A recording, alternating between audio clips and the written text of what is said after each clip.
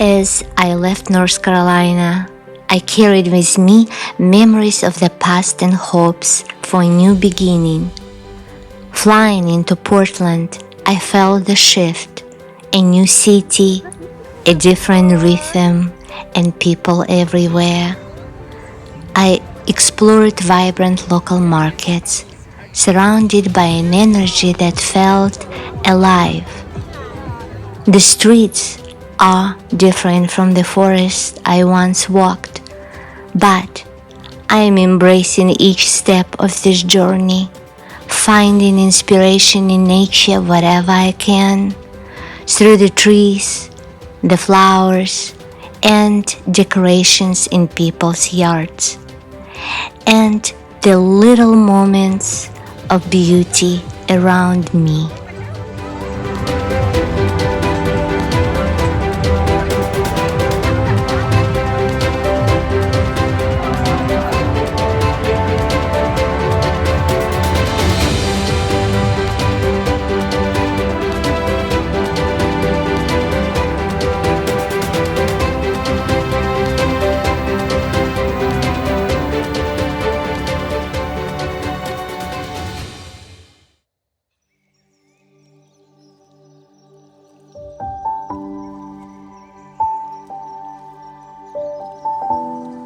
I walk the streets, soft and slow, painted with autumn's golden glow.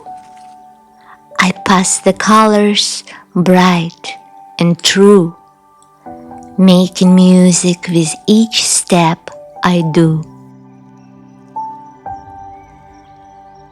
The trees stand tall with arms stretched wide, showing me fiery rainbows they wear with pride. They drop their treasures at my side, a fleeting gift before they hide.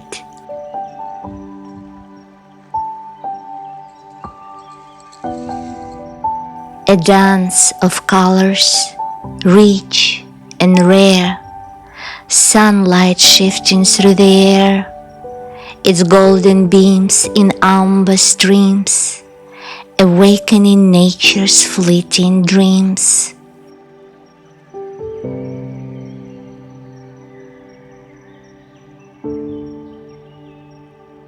The air is soft, the breeze is kind, it brings a poem to my mind.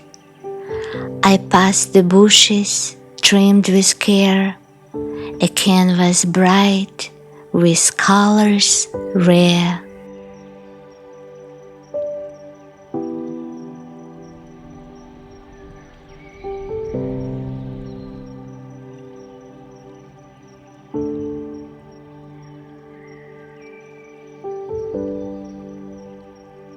The roses bloom, still holding on, through summer's warmth has come and gone.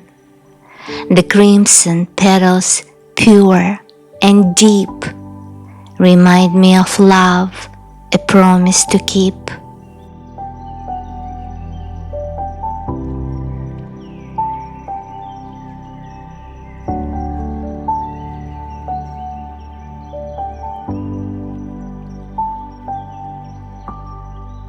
I lift my gaze to treetops high, where heaven lingers in the sky, a world so warm, so full of cheer, a fleeting light that draws me near. For all these gifts, I give my thanks, as autumn lifts my soul in dance. It takes my worries, set them free, and fills my heart with poetry.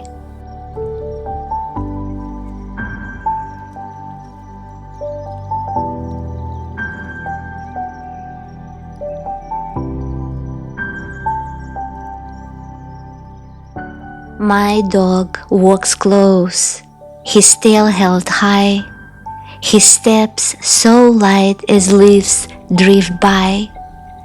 He's learning these streets, each turn, each bend. Yet one door calls and he stops again. He waits, he hopes, as if to say, I am here to return your kindness that I hold today. A message pure, so deep, so true, to a friendly face his heart once knew.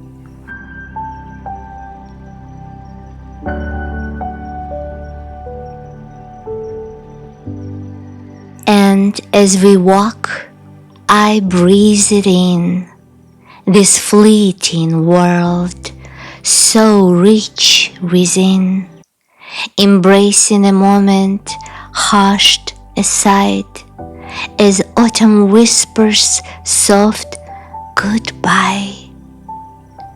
It leaves my heart with colors bright, wraps me in its peaceful light.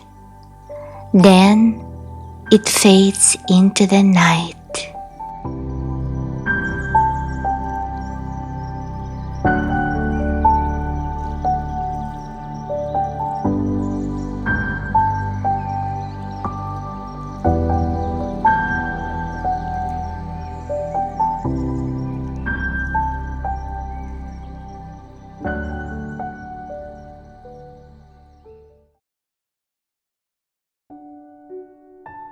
Hi everyone, I hope this video finds you well, and I'm back with part 3 of my video explaining why I left Western North Carolina.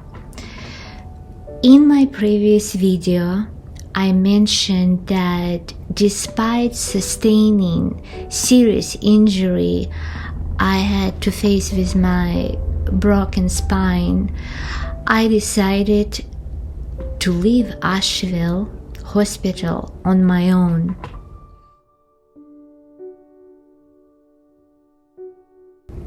After my accident, I knew I couldn't stay in the mountains any longer.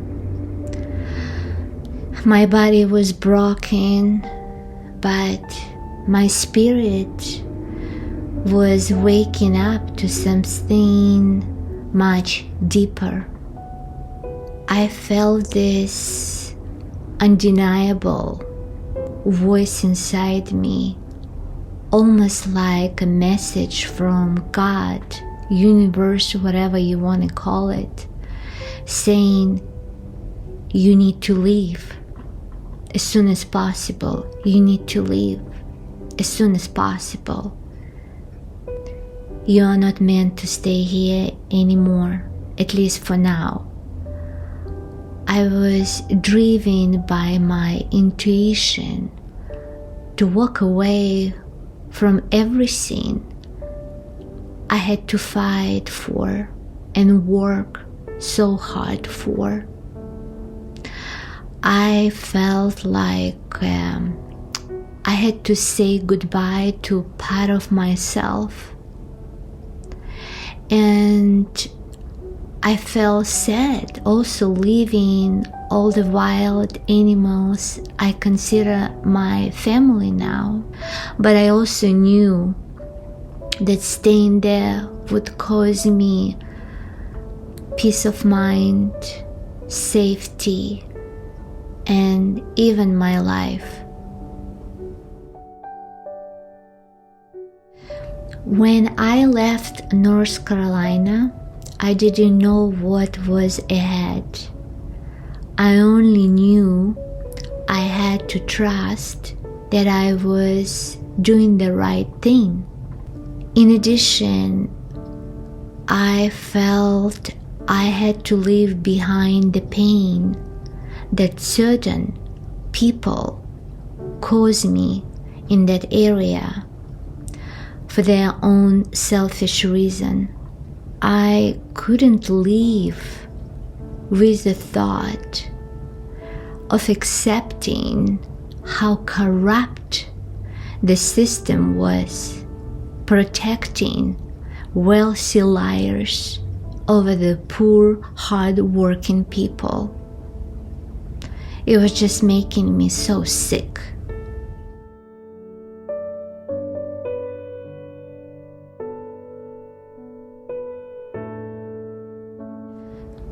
Anyway, the flight back to the Pacific Northwest was excruciating. The pain in my back, I remember, was like unbearable. And every moment felt like a huge challenge to me. But I remember I kept reminding myself, this is all worth it. This is just temporary. Just hang in there and be patient, stay strong, and you will get through this. I promise to you. So I did. I had no any other choice. I did it.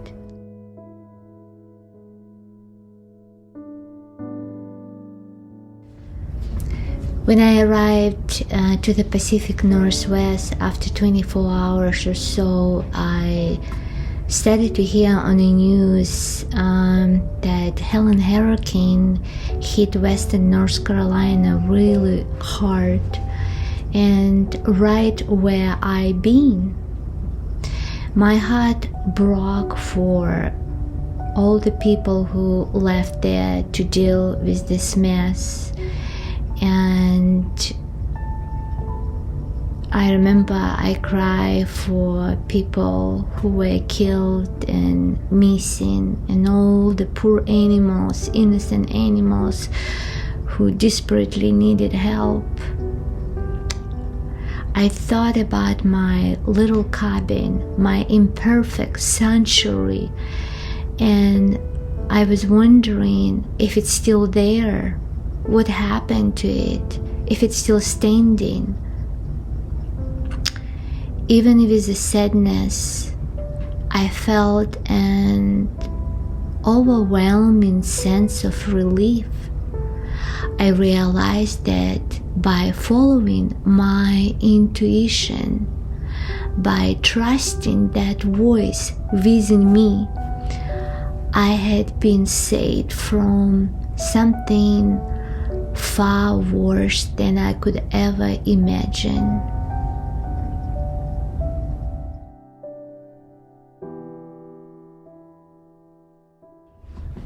Looking back, this experience taught me so much.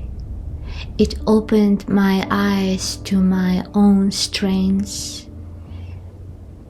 Even in the moments when I felt I had nothing left to give, it reminded me to always listen to what the quiet, guiding voice inside me is telling me, even when the path ahead is unclear.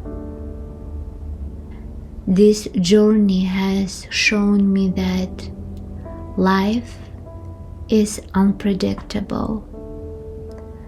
There will be always pain and betrayal and something that feels like the world is against you. But even in the darkest times, there is a hope. There is a higher purpose at work, even if we can't see it right away. If you are facing something that feels impossible right now to you, I want you to know that you are not alone. Trust yourself, trust your faith, and trust that the better days are coming.